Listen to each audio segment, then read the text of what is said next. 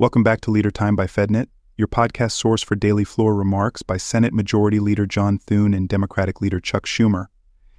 On May 6th, Thune spoke on the Congressional Review Act as the Senate poised to advance an additional series of resolutions to rescind Biden administration rules. The following material is protected by copyright. Mr. President, as I said on the floor yesterday, when I meet with South Dakota business owners, I often tell them to let them know how can we help, even if that means getting out of the way. Because that's often what the government needs to do, get out of the way. It's a foreign concept to the government knows best crowd. But what my Democrat colleagues frequently fail to realize is that while government can sometimes be a help, it can often be a hindrance, especially under Democrat administrations, which tend to load down Americans and American businesses with burdensome regulations for extremely, dubious gains.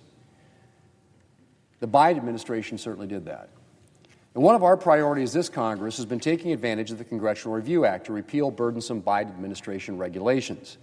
We passed 10 CRA resolutions so far, and this week we plan to add 4 more to that total. We will kick things off with Senator Tim Scott's resolution on the Biden administration's rubber tire manufacturing rule, an excellent example of a burdensome and unnecessary regulation. The Biden EPA's rubber tire rule set new emission standards for tire manufacturers. Why? Well, that's a good question. Tire manufacturers are already subject to strict emissions rules. And the Biden EPA, that's right, the Biden EPA found the rule was not necessary to protect public health or the environment. And as for the rule's effect on emissions, while it will reduce the emission of certain air pollutants, it will increase emissions of carbon dioxide and methane. And then there's the cost. The Biden EPA estimated that this rule would cost tire manufacturers $13.3 million per year. And there's reason to believe that that number could go much higher.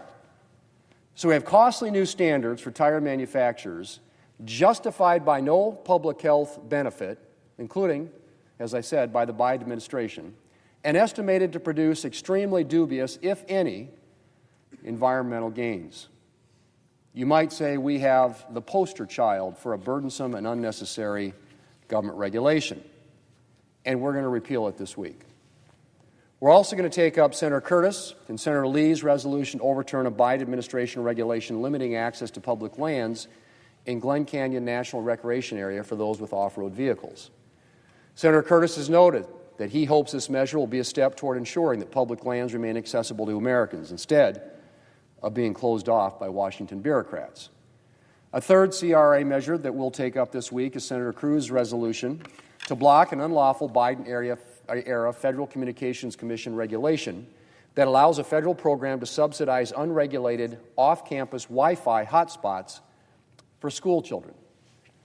The problems with this regulation are myriad. It is, as I said, unlawful.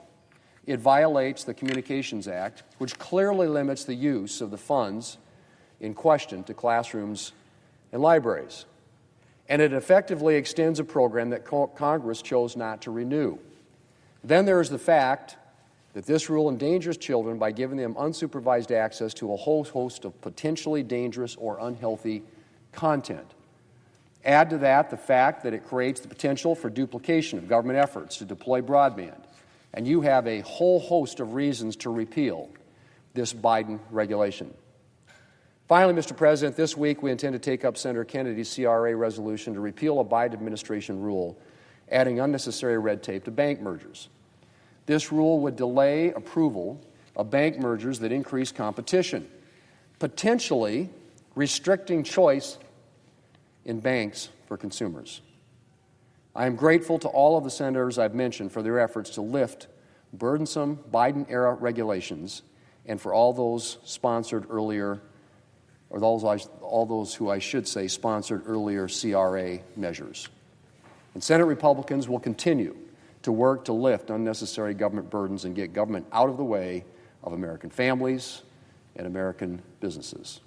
Schumer focused on safety concerns about Newark Airport in New Jersey and Social Security. Without objection. The Democratic leader. Mr. President, the closer you look at the troubles at Newark Airport, the more alarming the story gets.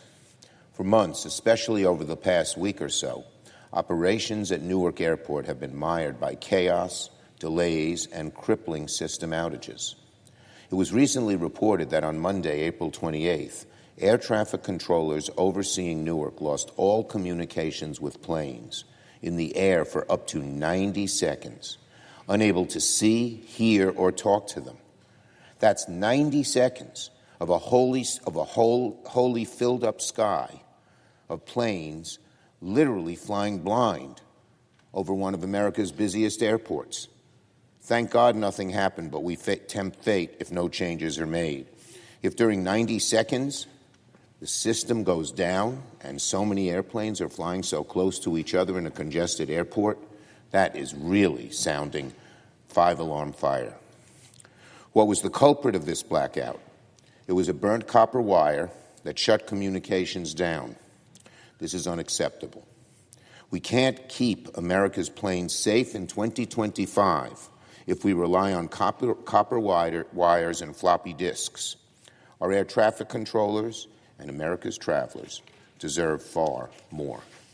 Copper wires, floppy disks, 2025, when it comes to safety, the FAA is way behind the eight ball. Yesterday, I called on the Office of the Inspector General at the FAA to conduct a full investigation into the deteriorating conditions at Newark Airport and to examine how we can prevent these problems from spreading to other airports around the country. When Newark alone gets backed up, it affects other airports because it's such a busy hub.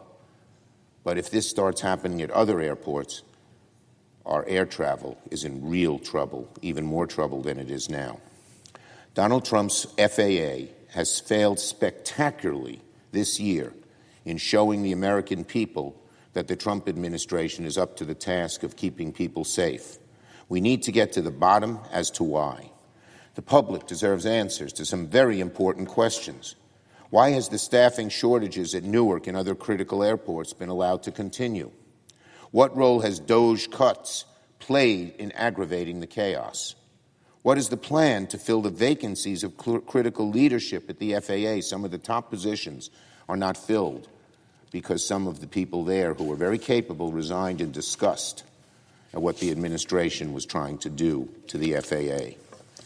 We have seen chaos throughout the administration, and clearly it's here at the FAA, an agency that cannot afford any chaos whatsoever because lives are at stake. The longer the FAA and the administration slow walk these troubles, the greater the risk of a true catastrophe. Now, the Trump agenda. A few months into Donald Trump's second term, Americans are getting a clear look about what Trump 2.0 is all about. Last week, Americans got a good look at Trump 2.0 when the White House released its so-called skinny budget. Trump's days of pretending to be a populist are over. His budget is an all-out assault on health care, education, public safety, programs that help small businesses. They want to axe domestic programs that help tens of millions of people, hundreds of millions, really, by nearly a quarter. It's radical to its rotten core. The budget is proof positive that the emperor has no clothes. Donald Trump is a con man who does not care one iota about the struggle of everyday Americans. He'd rather listen to his billionaire buddies than to the American people in terms of what the country needs. But few things crystallize Trump's 2.0 as much as Republicans' signature bill, a massive tax break for billionaires financed by the biggest cuts to Medicaid ever. For months, Republicans have tried to muddle their way forward on their agenda with magic talk, totally severed from reality. Republicans say they want trillions in tax giveaways for the wealthy, trillions in spending cuts, but somehow claim these drastic changes won't hurt average Americans. Cut Medicaid, they say, but nobody will lose benefits. That is totally illogical. Even the worst studies that I have seen show that the percentage of, quote, waste, fraud, and abuse is much, much less than the $880 billion they say they're going to cut. They really want to slash Medicaid to the bone. waste is something of a pretext for them. Reality is now coming back to bite our Republican colleagues. In the House, Republicans are at total loggerheads about how to move forward. Mind you, there is zero disagreement among Republicans when it comes to the big goal, massive tax giveaways for the wealthy. They agree on axing popular programs like Medicaid, like Social Security, like veterans. What Republicans disagree on is simply the method for screwing Americans over. Which is the better way to screw Americans over? That's what they disagree on. That's what they're fighting about, but not on the goals, which are pernicious. Why do Republicans face such a conundrum where they are so at odds with one another? Simple answer: because their agenda is so unpopular with the American people, and neither House and no Republican senator wants to be left holding this hot potato. The backlash Republicans are getting from the public, whether it's at town halls or in the streets or through dismal polling data, should serve as a warning to our colleagues on the other side. If they proceed with their agenda, the political outcry will be enormous. And the idea that some of the Republicans are saying, well, we're going to our leadership to make a request. If that request is not granted, if Medicaid is still slashed, for instance, it's how they vote that is going to matter, what they put into effect. Not going to constituents and say, oh, I agree with you. I'll go to my leadership. But when the leadership says no, are they going to vote against the bill? We'll see. I doubt it. I very much doubt it. It will not. Unfortunately, it doesn't look like it's going to happen. And each Republican who votes for reconciliation and bad budgets, will be left holding that hot potato. On the Bisignano nomination, as Republicans press forward this week, axing Medicaid and other popular programs, today Senate Republicans will turn their attention to attacking Social Security in the name of voting on Frank Bisignano to lead the SSA. It is literally putting the fox in the henhouse. If confirmed, Mr. Bisignano would be one of the greatest threats to Social Security in its 90-year history, one of the greatest threats we have ever had. He will accelerate the closures, the rollbacks, and risky practices that DOGE has already set in motion. And the anxiety Americans feel about their benefits will only get worse. I am proud that every single Democrat will vote no on Mr. Slash-and-Burn Bisignano. The last person we need overseeing senior benefits is a DOGE fanatic. He says he's a proud DOGE guy, whose claim to fame was overseeing mass layoffs in the private sector. Yes, that's his claim to fame. During his testimony, Mr. Bisignano lied to senators about his ties to DOGE and about his role in executing cutbacks at the SSA, at the Social Security Administration. If he lied about that, what's stopping him from lying about cutting benefits down the line? Donald Trump and Republicans can't say directly that they want to kill Social Security outright. So instead, they're choosing another method of killing it: strangulation, office closures, delays, mass layoffs, trouble over the phone, trouble over the email.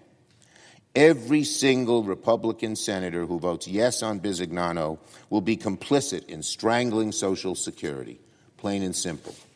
If Mr. Bisignano is confirmed, Republicans will own all of the chaos he creates, because, again, he is letting in the slash-and-burn fox into the Social Security henhouse. A yes for Mr. Bisignano is a vote for delayed benefits, for longer wait times over the phone, even more layoffs and office closures. So today, Senate Republicans will have to make a choice. Vote no on Bisignano and protect the millions of Americans who rely on Social Security, or vote yes on Mr. Bisignano and side with Donald Trump and Elon Musk and DOGE as they tear Social Security apart. Thanks for listening. Subscribe and tell your friends about us. This program is copyrighted by Federal Network Incorporated and provided only for informational and educational purposes. Unauthorized reproduction, distribution, or use of this episode without expressed written permission from FedNet is prohibited.